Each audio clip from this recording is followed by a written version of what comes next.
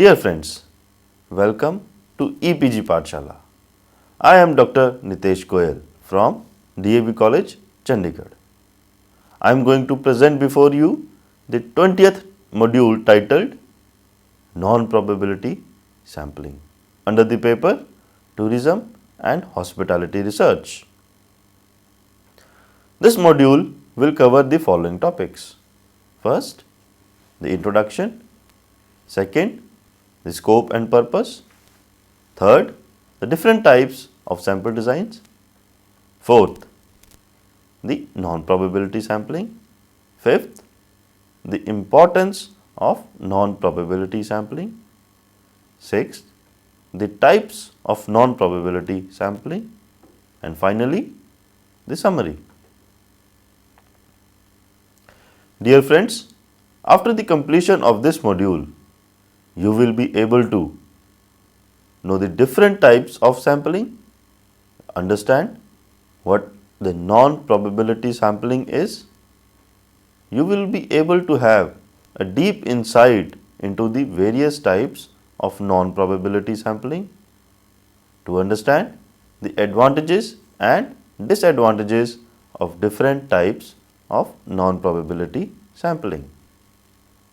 Before beginning, I would like to give you a brief introduction of the topic. Sampling is defined as an approach of obtaining the units from the universe so that sound as well as accurate inferences can be made out of the population to be taken as sample. Sampling design is drawing or working plan that specifies the number of units to be taken under study, sample to be selected, and the method of its estimation in all. Then, reason behind the pursuance of undertaking the activity of doing the sampling design is to know about the characteristics of the population. Sampling design involves two parts. First, the sampling method. It cites the procedures through which only few ingredients from the whole universe participate in the sample. The most commonly used methods of sampling are simple random, stratified, and the cluster sampling.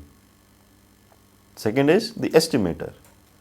The process of estimation for the calculation of statistics taken as a sample is called the estimator. Different kinds of estimators are used under different sampling methods. For example, the mean scores can be calculated by making the use of different methods of sampling. In the same way, the formula for the calculating varies from one method to the other. Choosing among one of the best sampling design is dependent on the purpose behind the research being carried on, behind the survey, and the availability of the budgetary resources. For example, a researcher who needs to carry out a research activity would select the most economical design that leads him to a desired level of precision and perfection. If his budget is limited, he may choose a design that is near to its objective without getting out of the budget. Now comes the scope and the purpose. It is defined as a way of selecting a sample population among the whole universe. This information helps in arriving at the conclusions as against the entire population. The units of the population that have been selected to undertake a study is known as a sample. Sampling design encompasses all those activities starting from grouping the units on a particular scale, sample size determination, allocation of the resources required for sampling, and finally, the sample selection is the last step in the sampling process. Sampling design is affected by a number of factors. In addition to achievement of the desired level of precision required and the need for producing the detailed information, the availability of right type of sampling units, the budgetary constraints. Not only this, the availability of suitable variables for selecting the sample also have an effect on the sample designs. Sampling is of two types: probability and non-probability. The kind of sampling technique that makes the use of non-objective methods of selecting units is known as non-probability sampling. It is generally less time consuming, simple and an economical kind of sampling. Hence, it sometimes proves worthy to carry on the tasks like performing preliminary studies, etc. However, in order to make assumptions, one must assume its opposite in order to make the sample much more representative. The type of sampling that is based on certain principles and that gives shape to the whole statistical framework is known as the probability sampling. At first, this kind of sampling is done following the principle of randomization. Second, the part of the population that need to be part of the survey need to have a positive probability of being included in the sample. Third, the ability to obtain results among the entire population and quantify the error percentage makes probability sampling one of the best choices for carrying out the most of the statistical computations. Precision is measured by making the use of the variances calculated by the estimator. Lack of accuracy due to biasness is often noticed due to the presence of various non-sampling factors such as measurement, inaccurate reporting, etc. Now, different types of sample design. While carrying on the research studies, it is difficult to study the entire population of one's interest. This is only why the researchers use samples that are collected from amongst the population in order to collect data and answer to the underlying questions. There are mainly two types of sampling methods, namely the non-probability methods and the probability. The different kinds of samples that can be created by making use of both the techniques are, first of all, on the basis of the representation. On the basis of representation, the samples can be selected by making the use of various probability sampling methods. And the probability sampling refers to that kind of sampling in which the selection of units of the population is done on the random basis. The chart on your screen illustrates the sample designs as explained further. In this chart, both types of samplings are presented. As you can see in this chart, there are two types of sampling, that is probability and non-probability sampling. Friends, we have already discussed the details of probability sampling in the earlier modules. Thus, this module will focus only on the non-probability sampling design. Now we come on to the non-probability sampling. Non-probability sampling is a type of technique where the samples are collected in such a manner that does not give all the individuals in the whole universe an equal chance of being selected. Since most of the researchers are restrained due to time, money and workforce, and because of these, it is nearly impossible to select the random samples from amongst the entire population sample, and therefore it becomes necessary to use some other methods of sampling. Further, in comparison with the probability sampling, non-probability sample does not involve random sampling in it. The units in this kind of sampling are selected on the basis of their accessibility or the personal judgment of the researcher. Further, a major drawback of the non-probability sampling method is that an unknown variable of the entire population is not being sampled. This may lead to samples not being represented accurately. Hence, these results do not help sometimes in generalizing the research under study. Non-probability sampling is a technique where the samples have been brought together in such a manner that all units in the population equal chances of being selected. Making a choice between one of these methods depends on the purpose of the study. It refers to those sampling procedures in which there is no reasonable basis for knowing the probability of each item of the population being made a part of the sample study. In this kind of probability sampling, the items to be made a part of the study are selected deliberately by the researcher. In other words, under the non-probability sampling, the researcher trying to undertake an inquiry for carrying out research towards various unanswered questions knowingly chooses some particular samples out of the universe for constituting a sample that is representative of the whole population.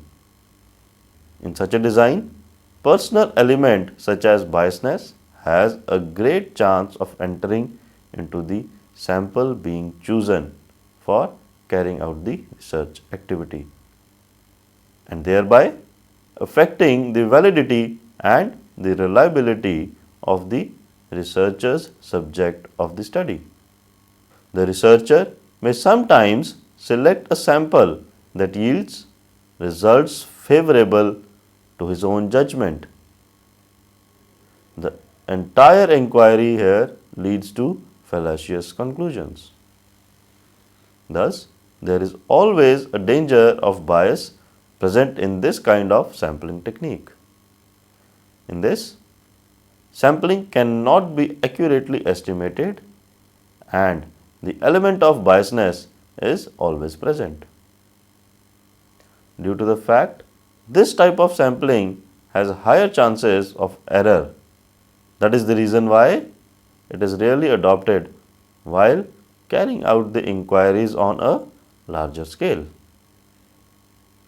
However, while undertaking smaller inquiries, this type of design may always be more preferred because this kind of sampling is most economical in terms of time, money and the other efforts involved.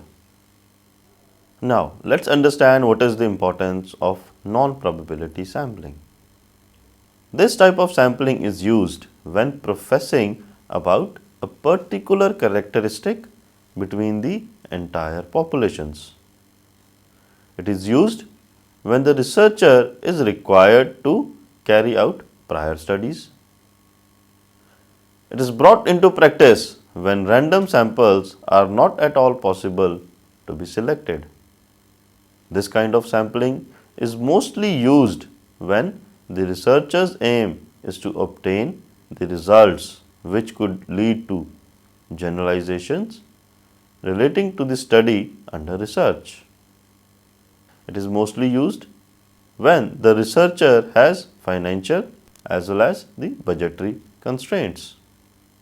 This technique can be used during the pursuance of an initial study for the first time. Let's now take the different types of non-probability sampling one by one. There are 4 different kinds of samples that can be created in this manner. First, the convenience sample. In this method, the researcher does not have any jurisdiction over the variables being used to represent the entire population. This kind of sampling is used when samples are commonly used in the early stages of research. There is no doubt that this method is quite useful, yet the researcher is not fully convinced to use the results obtained to generalize his or her research findings. Convenience sampling, also explained as availability sampling, is only one kind of non-sampling technique method that is totally dependent on statistics being collected from the representatives who are easy to contact and are reliable. It is the type of sampling where the primary data be used for probing into any inquiry further without any other statistical requirements.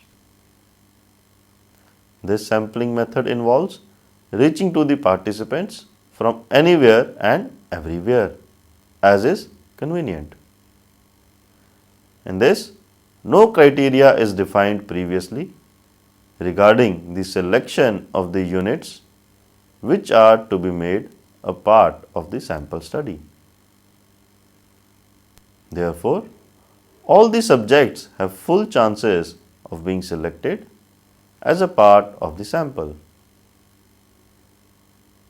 In the field of business, this method is used to gather original data regarding some important issue such as the launching of a new product. This kind of sampling technique can prove its effectiveness during the early stages of research activities. It is one of the most common methods of sampling among all the other sampling techniques.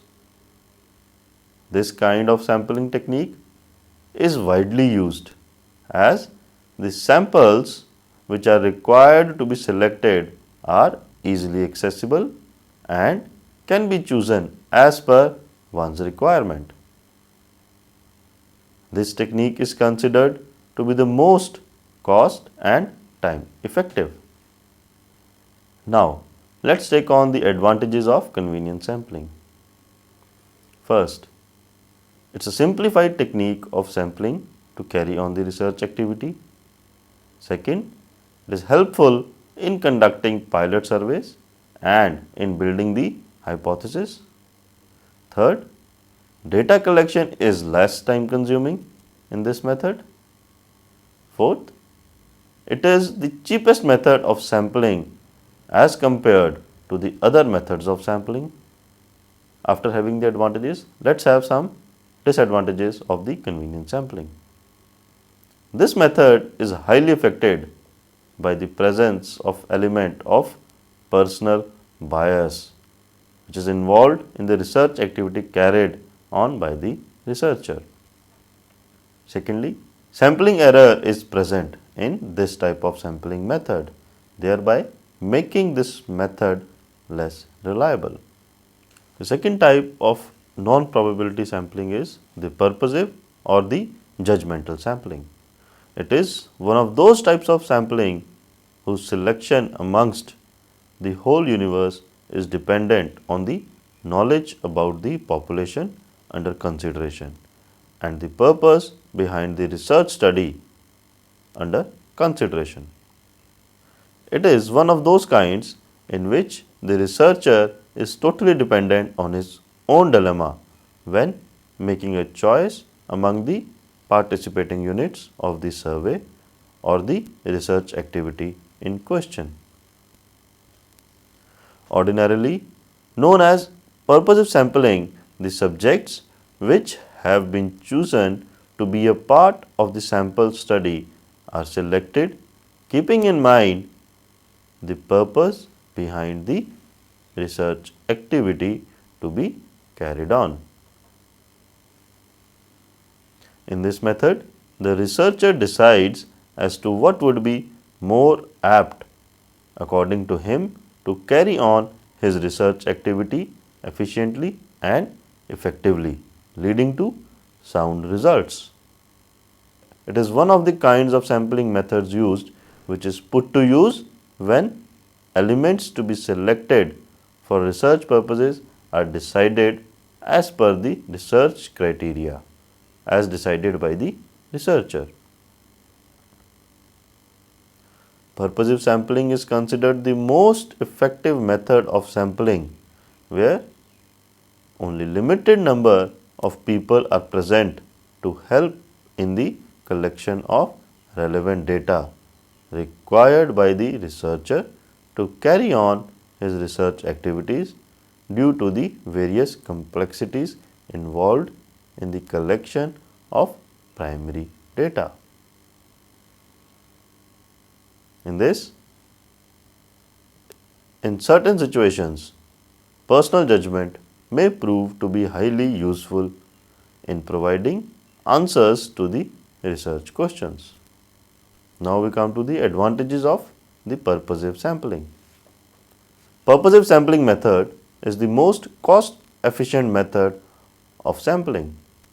It may be an appropriate method available if there is the availability of less number of primary data sources from where the data needs to be collected, which could further contribute towards survey findings.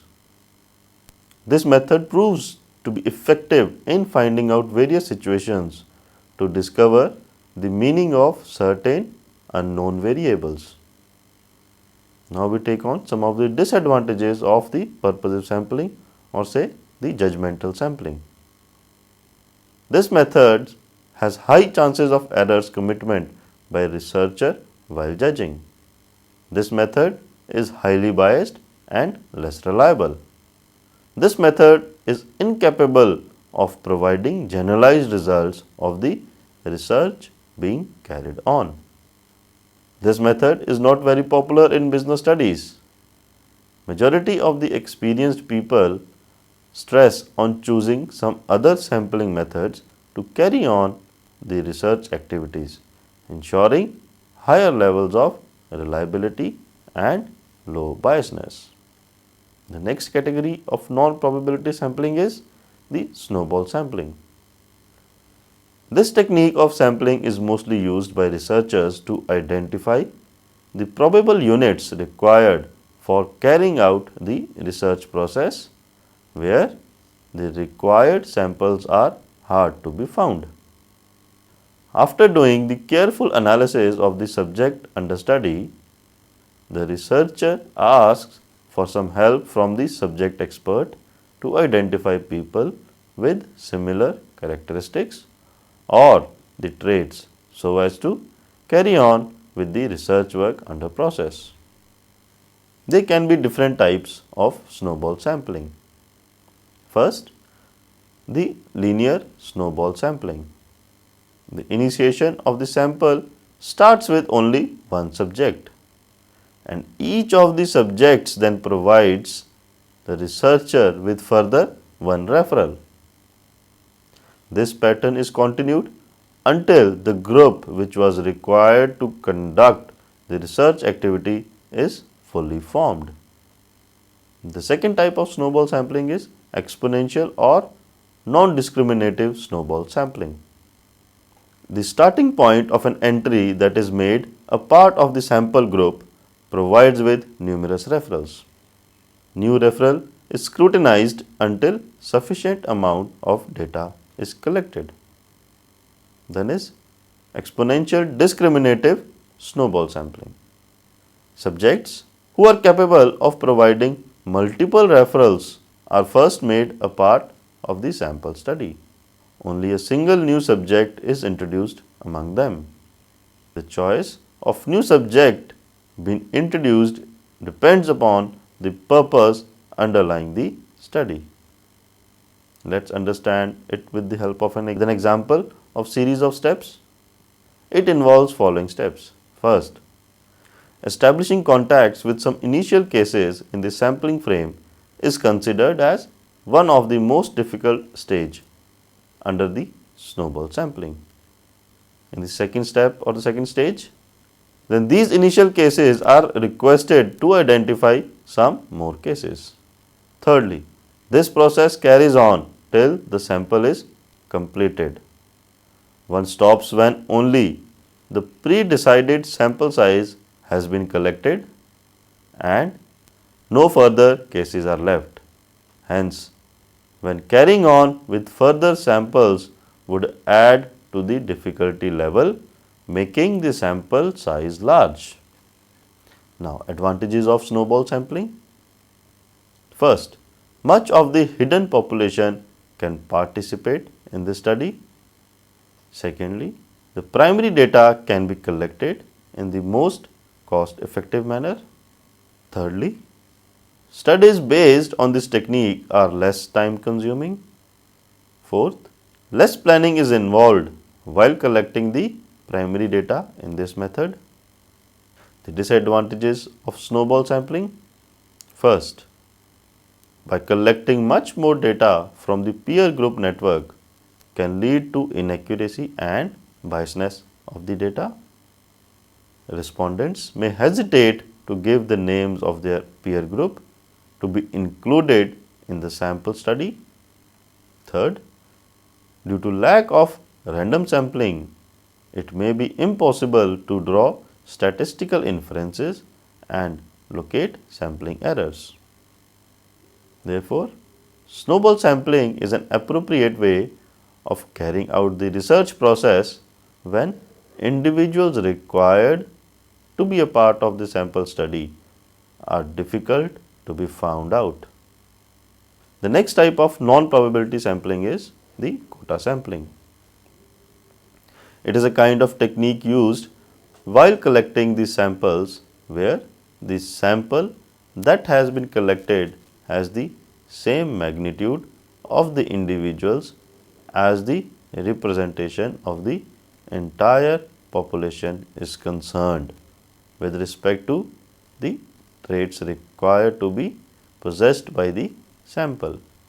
It is worth being noted that the final sample must meet the researcher's quota criteria. Now, step-by-step quota sampling. This kind of sampling is used to separate out the population into various independent subcategories. Here, the research is required to find out the dimensions of the various subcategories of the population. Then this very same population is used while carrying on the sampling process under consideration. Finally, the researcher choose amongst the various subjects in between the subgroups, duly considering the proportionalities arrived at noted in the previous step. The last step is to make sure that the sample represents the entire population. The advantages of quota sample. This technique is useful if a researcher wants to study a particular characteristic or the trait of a subgroup.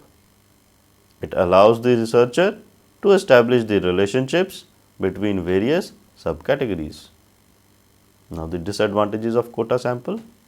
With the use of this method, it may appear that the data selected totally represents the population, but it may not be true in all cases. Another type of non-probability sampling is the consecutive sampling. This kind of sampling is much similar to convenience sampling, which is again a type of non-probability sampling, except for the fact that it encompasses nearly all accessible subjects to be a part of the sample.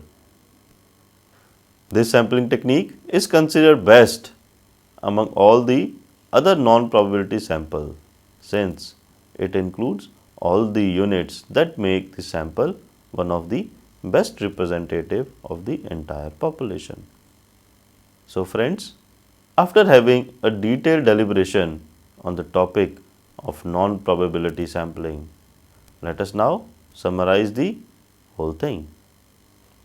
Sample is basically defined as an approach of obtaining the units from the universe so that the sound as well as Accurate inferences can be made out of the population to be taken as sample.